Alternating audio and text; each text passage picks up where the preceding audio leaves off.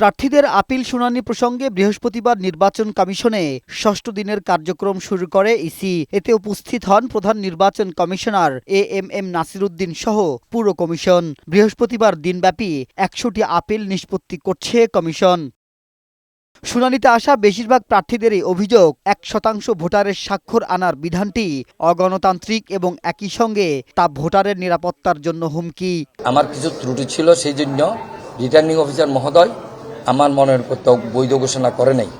এর বিরুদ্ধে আমি আপিল করেছি, আমার মনোনয়ন ফেরত পেয়েছি। স্বতন্ত্র প্রার্থী হিসেবে 1% আমি দুজনকে দেখাতে পারিনি, এই দুজনকে আমি নিয়ে আসছি এবং তারা অ্যাকসেপ্ট করছে। আমাদের প্রতি সদ্ব্যবহার করবেন, যেহেতু আমরা আইনের প্রতি শ্রদ্ধাশীল, এবং ওনারা আজকে আইনের যথাযথ প্রয়োগের মাধ্যমে আমাদের প্রার্থীতা ফিরিয়ে দিয়েছে। স্বতন্ত্র প্রার্থী ছাড়াও দেশের ছোট বড় রাজনৈতিক দলের প্রার্থীদেরও আপিল শুনানিতে মনোনয়নপত্র বৈধ হয় বেশিরভাগ। রিটার্নিং কর্মকর্তার বিরুদ্ধে পক্ষপাতিত্বমূলক আচরণের অভিযোগ প্রার্থীদের। জেলা ম্যাজিস্ট্রেট অফিসের কার্যালয়ে সেই জায়গায় আমাদের কাগজপত্র বিন্দুমাত্র তারা দেখেননি, নেওয়ার সাথে সাথে জমা নিয়ে চেক ইট আউট করতে পারেনি, যার কারণে যেই ঘরটা একটা সাইন দিলেই ফিল আপ করা যায়, যেটা ওদের দায়িত্ব ছিল, সেই কর্মকাণ্ড তারা সুস্পষ্টভাবে করতে পারেননি।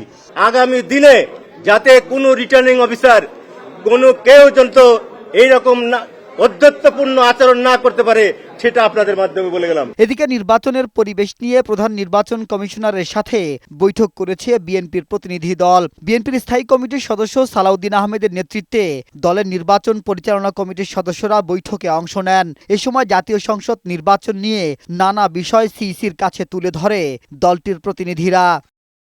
মাহবুব আজমি, বৈশাখী সংবাদ, ঢাকা।